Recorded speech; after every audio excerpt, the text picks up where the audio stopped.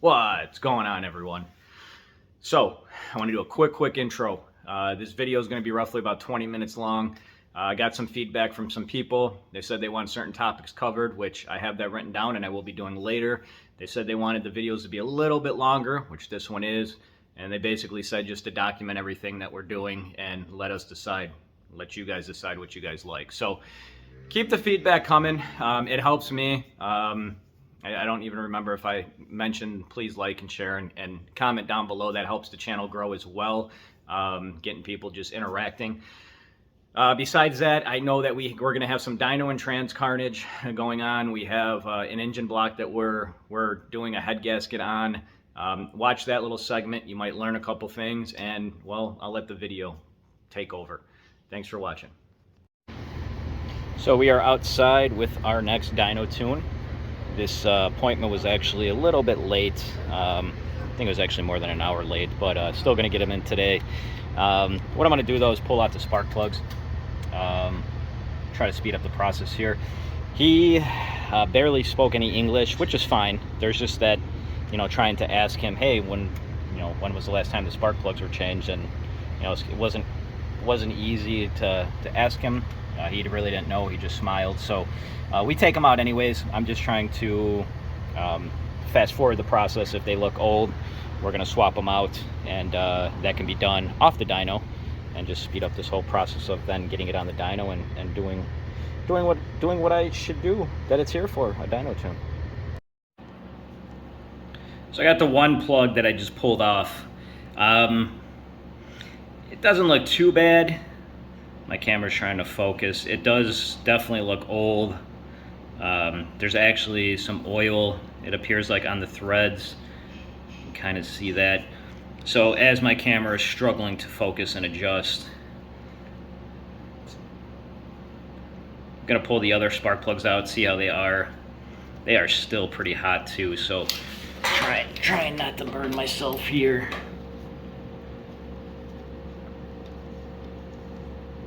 We'll just make sure the other ones are good. Wipe them down a little bit. Would recommend probably new spark plugs later on, but we're in between on this one. So here's a block that was dropped off. We originally were told that we were just torquing down the head, which is a little uncommon in a sense. So we got a little more info. We normally just don't torque down a head. The issue with this being so is, we don't know the background of this engine. Why are we, we're putting a head gasket on there too. Why are we putting a head gasket on here? Did it overheat? So, in this case, we can definitely do the job, but we're gonna check the head for flatness. We're gonna check the block for flatness. We're also gonna let him know he supplied a certain head gasket brand that we don't recommend. We don't use. So we're gonna let him know that, hey, we don't recommend this brand and this is why. If he still wants us to do it, that's fine, no problem. If he still wants us to use that gasket, I should say. You can see everything is zip tied right now, so we keep everything together. It will come off completely just to make our life easier. The other thing I will mention too, like when stuff like this gets dropped off, a lot of these intake manifold bolts are just like loose. So, the question is, are we supposed to tighten these? Are we checking that? Because we don't want to be blamed for anything, Of course, we could tighten this because this has to come off anyways. The other thing too, though, is it's got head studs on it. I believe that was what I was told. You're not supposed to really reuse head studs or bolts for that matter. Of how many times have they been torqued down? We have no clue. Was it 1? Was it 4? Is there an underlying issue with this setup that the customer's trying to solve? Is it overheating? That's why in this case, jobs like this we normally don't bring in. He told us he needed a torque wrench. He didn't have a torque wrench, so he needed a torque down. But like I said, in this case, and we'll make notes of everything. As I said, we're going to check for flatness of the block. We're going to check for flatness of the head. We're also going to, if we see anything where it looks like his block might be leaking oil, we'll note that. We're also going to do a quick call it a water test. When the cams are out and the head's on the bench, I'll show you really quick. You put the spark plug in the head. You know, it's not, preferably it should go to the machine shop and get pressure checked and tested. But, you know, in this case, he just wants us to do the head. So that's what we're gonna do. But at least when the head's off, we can at least verify if any of the valves are leaking. We'll take pictures, we'll document it for him so he knows. And before we put the head back on, we will let him know, hey, you got such and such valves that are leaking, or hey, you got this and that. Do you want us to still go ahead with the head? So putting the head back on. So we got this that we're dealing with too. Just things that are in between. We have a brand new 10th gen engine that is going to get disassembled. It's going to get cleaned before it hits the engine build room. You can see a lot of the components are already off. It's been stripped down. Taking the oil pan off right now. We're going to let this thing fully get all the oil out so we don't get it on our nice floors in the engine build room. So we got that going on as well. And then you just got some overall general maintenance on this RSX. I believe we're doing brakes. Some stuff that I think we're doing sway bar end links. I think we're doing. I don't have the work order in front of me, so I can't tell you. But I will say preventative maintenance goes a long way. You know, a lot of people don't like to do preventive maintenance because, well, their car is driving good, so why do they need to do it? It's going to save you more money in the long run. You know, in this case, the brakes are they're bad. I think the back was worse. Almost like the car's been sitting. That's hard to see. But, and I can't turn my flash on. Hold on one second here. You can see the brakes are fairly bad. Got the flash on now. And you know, the whole thing is we see some guys that will let the pads go and go and go, and even when they're squeaky, they let them go, squeaking. And then it gets to a point where we've literally seen where a caliper, there's no more pad left and the caliper is literally stopping the rotor, and at that point then you need 2 new calipers as well. So preventative maintenance, and I say it all the time, we do everything here. We do maintenance work. It's not fun, it's not pretty. That's why, you know, we don't document it a whole bunch, but something that definitely should be taken into consideration. So we have this car up on the dyno that is, well, it's on the lift, it's not on the dyno yet, but doing a once over on it. You can see the cover we're gonna have to fix, which is fine. It's been zip tied before, not a huge ordeal. We will make a note on it. I'll take a picture. The other thing to consider here though, and it does say this on our dyno, you know, our checklist and all that stuff, is to make sure you have a spot for us that we can plug in an O2 sensor. Now, we don't want to unplug this because this is a primary, and if we unplug that, well, then we're not going to have any closed loop functions. The secondary one, which you can see our wrench is already on, it doesn't want to budge at all. And I don't want to strip it out. So now we have to put the sensor in the tailpipe, which, yes, it's not going to be as accurate as if it was up there. Yes, I will take in consideration that it does have some type of cat. This ain't my first dyno tune, so if anybody's curious on that, or how do I account for that, or if I do account for that, yes, that is something I will be accounting for. The other thing too is I'm doing just a once over. You can see some type of fluid leaking, so that will be noted on here too. And then I just do a quick once over, make sure everything else looks safe and sound. Now, I'm going to insert a clip right after this. This is, of course, the clip I'm inserting is not this car, but it is another car that came on the dyno. I had took in a small clip, had nowhere to insert it into video footage, so I'm going to insert it right after this. And it's once again, you know, making sure your car is 100% for the dyno, ready for the dyno. And, you know, if there is a language barrier issue, you know, nowadays with the internet, you can do, you know, translator, and contact us via email, messages on Facebook or Instagram, just to verify, you know, hey, this or that, and just to make sure everything's a little bit easier for dyno day. So we'll get this taken care of and go from there. So I gotta say too, we're strapping down this, it's an HN Civic, actually on K-Tuner. Don't recommend this model. Being on K-Tuner, I already spoke to the customer about it, but I gotta say, and I'm assuming he doesn't have a fuse in line here. This is a quick way, when people don't understand this or they don't take it serious, it is a quick way to start your car on fire. And you're not gonna have a chance to save it. It's, like I said it before in many of my videos, I'm not bad-mouthing anybody. You know, it's safety first. You know, definitely don't like the idea that this is ran like this, even for the dyno. I swear our end link broke there too. And we're back over here. Got a new zip tied in here. Got a new hole drilled right there. You can see the old one actually is cracked. So we'll get the new one threaded in, go up, get it up there, be done with it. This is something that the customer will not be billed for.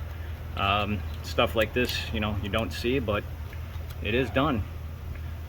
So yeah, that's what we got going on right now, as I'm trying to multitask, do a video and get a zip tie. Let's see, do I go through here or do I do this? That's fine with me. Maybe. So confusing myself. Okay, I was confusing myself because I was looking through the camera, and yeah, so no, we're all good. Got it back up, get this thing on the dyno, start the tune, go from there. So we're inside the car. I get this question asked a lot, can we tune automatics? And the question is, or I'm sorry, the answer is yes, we can. I need to just be able to lock it in a gear, which this one, I just got to move the cloth around here. But we could put it in manual mode where I could shift up and down. So not an issue there. I will have to figure out what gear is going to be best. You know, from time and time again, some people will comment and say, hey, shouldn't you be in this gear or shouldn't you be in that gear?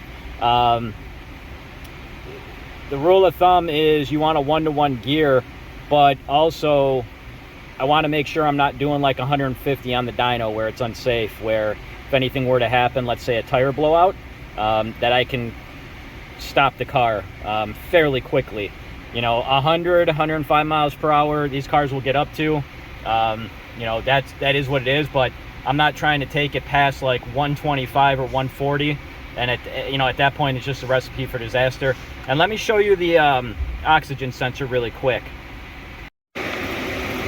One thing before I show you the oxygen sensor, it is supposed to be 79 degrees today. This is how hot it is actually right now with everything in factor, where I'm sitting at, where I'm standing at. So it is a hot week today. We know it's coming. It's only going to get worse later on in the week. Something to take in consideration. Also here, the oxygen sensor. So you can see our oxygen sensor. This is our own. The dyno has its own sensor. It's hooked up to the actual dyno itself. Very, very expensive. I know how often these are replaced because I'm the one replacing them. I try to keep them fairly new. I have a system in place that works pretty good. Is it ideal to have it like this in the tailpipe? No, of course not. We would like it into the actual system itself. But what this allows me to do is not only go off of my readings, but if his primary oxygen sensor is reading correctly, I can view the differences. So this ain't the first time, and it's definitely not going to be the last time I have to do something like this, but it just gives you guys more of a clue on, you know, why it's important to have an oxygen sensor bung in the whole system that I can get into easily.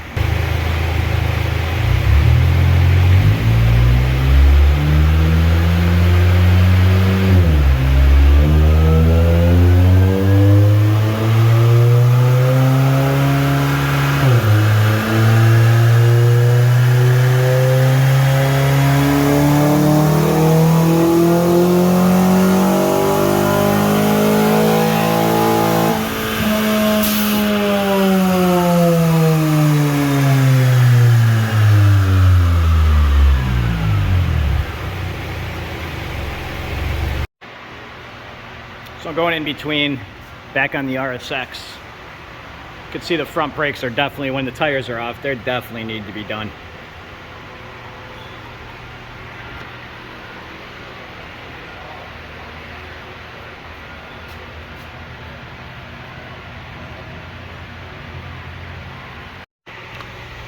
So we got the head off that motor, the engine over there, and we're doing the water test. It's really simple, guys. And you know, if you don't want to take your block to the machine shop or your head to the machine shop, you can at least do this. And you can see, of course, these are sealed. These are, it's going down a little bit. And of course, this one, well, you can see that that actual valve is hurt and it's not going to seal no matter what. If I can get down there and you can kind of see. So we're going to let him know and see what he wants to do. I mean, ultimately, this head should not go back on like that. Now, if he wants us to put it on like that, that's a different story. And that's also, let me finish this video. So we got the head off, and we got a couple little issues that we're dealing with here. So you can see the actual pitting,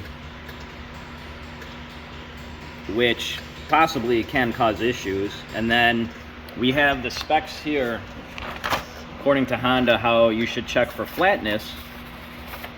We have the head too, and I'm going to show you, it's not fully going under, but it is kind of going slightly. So if we hold this like this, and we come here, and we hit up this spot right here, go for it. You can see how it slightly goes under. It doesn't fully go under, but you know, so we're gonna make notes of it. We're gonna see what the customer wants to do. You know, could this thing be decked a little bit to clean it up and also maybe get rid of these little pits? Sure. I don't think the customer is going to want to do that, so we're gonna at least make notes. We'll have it on file, so you know, we're not going to guarantee anything in this situation. And then you saw the head too, which we haven't spoke to the customer about yet, so we're going to see what he wants to do about that. You know, the one thing too that just got brought to my attention was, you saw the head when I did the video and how it was leaking. Well, you can actually see the valve marks that they did touch the piston. So you know, you definitely got some hurt valves in that case. And over here on our trans bench table, we have another transmission, and this one has seen some carnage. So we got a lot of transmission work we've been doing. Guys are actually shipping their transmissions to us, which I'll say this as I'm covering this trans. We still get people that come in or ask on Facebook through Facebook and email if we rebuild transmissions, and yes, we do it all here. So we got this one that we're going to figure out what the customer wants to do, if he wants us to rebuild this, if he wants us to, or if he wants to, you know, get another trans. Don't know on this one just yet, so we'll see, we'll wait. And got one other thing I want to cover here. So we're doing a final once over on all the valve covers that we just finished with powder coating. People do ship us their valve covers as well. You can ship stuff to us if you're not local. We arrange it, we can make it happen, and if you're shipping enough stuff here and or over time, we also try to help you out where it's free shipping back and forth. So of course we got a Nissan valve cover, an S2000 valve cover, and a B-Series VTEC valve cover. What we're trying to ultimately do too is keep a lot of these in stock, at least the red ones. The green ones, you know, it is actually a pretty popular color, but it's not for everybody. It seems like everybody likes the wrinkle red. So we are trying to keep powder coated items in stock. The problem is it's hard when guys are sending us nonstop stuff, and we have a lot of projects here that we're also doing powder coating. So it's like a double, you know, as we try to keep stuff in stock, either we can't because we're doing stuff for customers and clients, or we just can't keep them on the shelf because they're selling out quickly. And, you know, so my phone decided to stop recording because I had no more storage left. So as I am doing this video, we are loading another car right now up on the dyno, getting ready for that. You know, I'll say this, in these videos, I've been getting some feedback, talking to some people too, on a personal level. You know, trying to showcase everything we do and how busy we are. And we keep things flowing though. So just because I said we're busy doesn't mean we can't get you in. So if you're looking to get in, you're looking for a tune, you're looking to send stuff, you can even ask. We give ETAs of, hey, this is how long it's going to take. This is what we got going on. This is when you can expect it. So we keep things flowing here. And that's why I was going to say too, I don't know if you could see it sometimes in my eyes, even in my voice, how tired I might sound. It's a nonstop push. It's a nonstop grind. I wouldn't have it any other way, honestly. I love it.